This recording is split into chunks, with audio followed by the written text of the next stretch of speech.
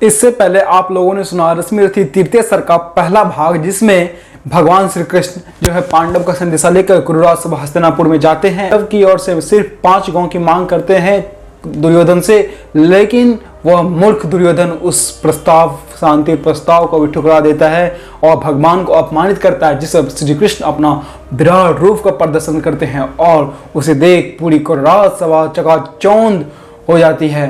और अंत में जब भगवान श्री कृष्ण कुरुराज सभा से जाने लगते हैं हस्तिनापुर से, तो रास्ते में उन्हें कर्ण मिलते हैं और कर्ण से उनकी क्या बातचीत होती है। कर्ण जो अपनी वेदना कहते हैं, उसी वेदना का पूरा प्रसंग रश्मिरथी तृतीय सर का जो द्वितीय भाग है उसमें दिया गया है।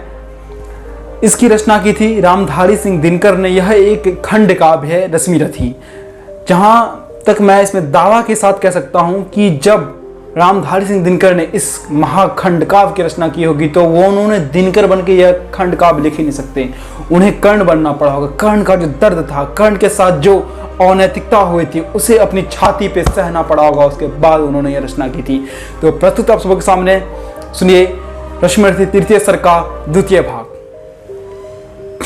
कि भगवान सभा को छोड़ चले करके रण गर्जन घोर चले, सामने कर्ण सकुचाया सा आ मिला चकित भरमाया सा, हरि बड़े प्रेम से कर धर कर ले चढ़े उसे अपने रथ पर, रथ चला परस्पर बात चली समदम की टेढ़ी घात चली, शीतल हो हरि ने कहा हाय अब शेष नहीं कोई उपाय, अब हो विवश हमें धनु धरना है, क्षत्रिय समूह को मरना है, मैंने कितना कुछ कहा नहीं, विष व्यंग कहाँ तक सहा नहीं, पर दुर्योधन तो मत वाला है, कुछ नहीं समझने वाला है, चाहिए उसे बस रण केवल सारी धरती की, मरण केवल, हे वीर तुम ही बोलो काम, क्या वस्तु बड़ी थी 5 ग्राम, वह भी कौरव को भारी है, मती गई मूड की मारी है, दुर्योधन को बोधू कैसे, इस रण को अवरोधू कैसे, सोचो क्या दृश्य विकट होगा जब रण में काल प्रकट होगा, बाहर सोनित के तप्त धार, भीतर विधवाओं की पुकार, निसन बिसन बिल्लाएंगे, बच्चे अनाथ चिल्लाएंगे, चिंता है मैं क्या और करूं, शांति को छिपा किस ओट धरूं, सब राह बंद मेरी जाने पर, हाँ एक बात यदि तू माने तो शांति नहीं जल सकती है, समार अग्नि अभी टल सकती है,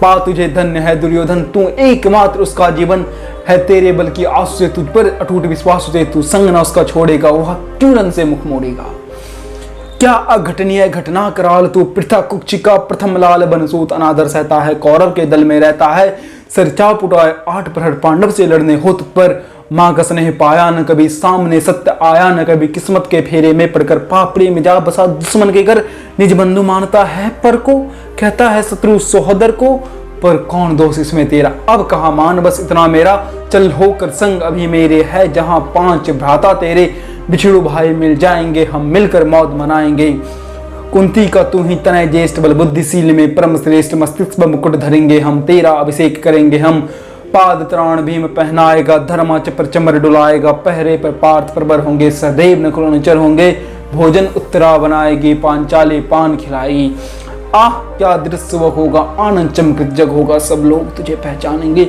असली स्वरूप में जानेंगे, खोई मणि को जब पाएगी, कुंती फूले ना समाएगी, रणआयास रुक जाएगा, कुरुराज स्वयं झुक जाएगा, संसार बड़े सुख में होगा, कोई भी नहीं कहीं दुख में होगा, सब गीत खुशी के गाएंगे, तेरा सौभाग्य मनाएंगे, कुरुराज समर्पण करता हूँ, साम्राज्य समर्पण करता हूँ, यशमान मुकुट सिंहासन ले, बस एक भीख मुझको दे दे, कौरव का तजरन रोक सके, भूखा हर भावी सोख सके। उसके बाद कर्ण की दुर्दशा सुनिए। कर्ण जो क्या कहते हैं भगवान श्री कृष्ण से कि सुन सुनकर कर्ण अधीर हुआ, क्षण एक तनिक गंभीर हुआ, फिर कहा बड़े विचित्र यह माया है, जो कुछ आपने बताया है दिन मानी से सुनकर वही कथा मैं भोग चुका हूँ, ग्लानि व्यथा जब ध्यान जन्म का धरता हूँ, उन्मन यह सोचा करता हूँ, कैसी होगी वह माँ करालनी जितन से जो शिशु को निकाल धाराओं में धराती है, अथवा जीवित दफनाती है, सेवती मांस 10 तक जिसको पालती रख उधर में, जिसको जीवन का अंश खिलाती है, अंतर का रुधिर पिलाती है, आती फिर उसको फेंक कहीं नागिन होगी वह नारी नहीं।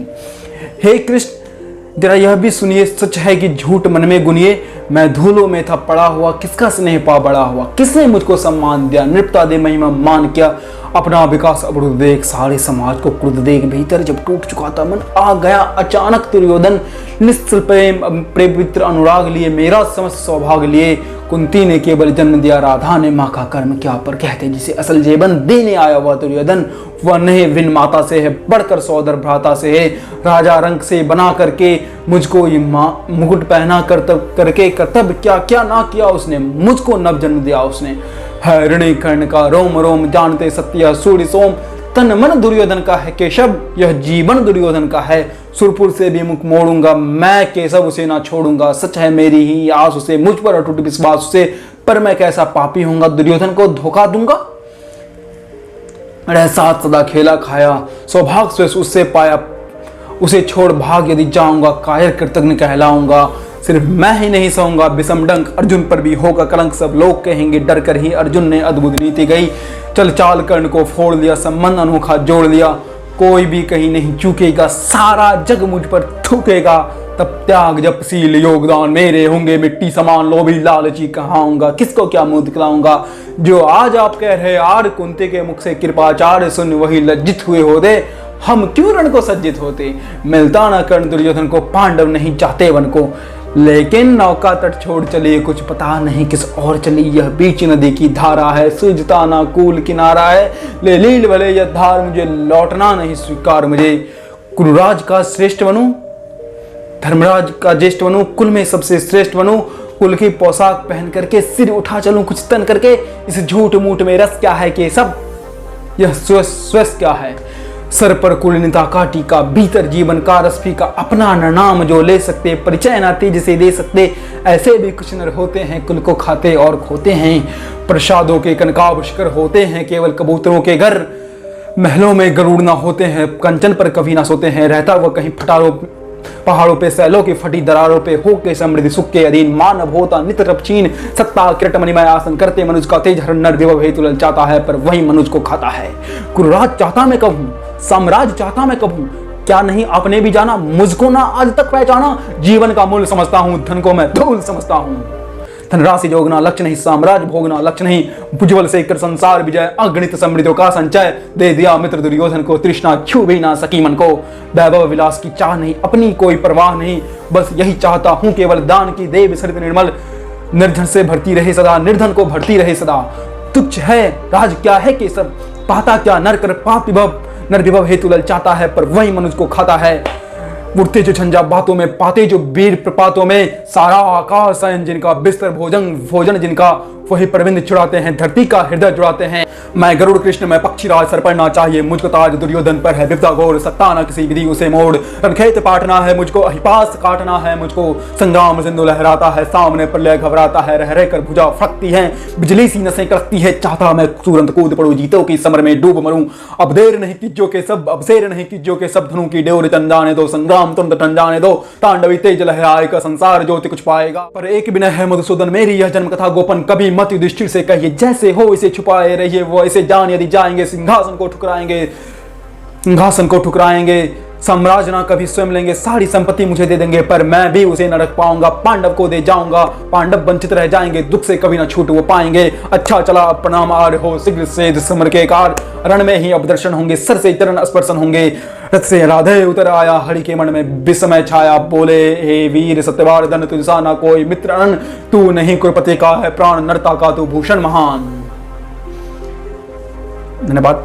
आप लोगों को मेरी काव्य प्रस्तुति कैसे लगी कमेंट में जरूर बताइएगा। अगर काव्य पाठ में क्या अशुद्धि रह गई हो तो क्षमा कीजिएगा, क्योंकि मैं अभी बहुत ही नया हूं और इस भूभाग में एक छोटी सी इकाई हूं। इतनी छोटी सी इकाई जितना एक बालू के टुकड़े, एक बालू का खंड की आप जब 1000वीं इकाई काटोगे तो उतनी सी छोटी इकाई के बराबर भी मैं नहीं हूं इस हिंदी जगत के, इस काव्य जगत के लिए। तो क्षमा कीजिएगा। अगर आपको वीडियो अच्छा लगा तो लाइक से सब्सक्राइब कमेंट करना भूले। धन्यवाद दोस्तों, मिलते हैं अगले वीडियो में। और आप लोग कौन सा नेक्स्ट पार्ट चाहिए कमेंट बॉक्स में जरूर बताएं। धन्यवाद।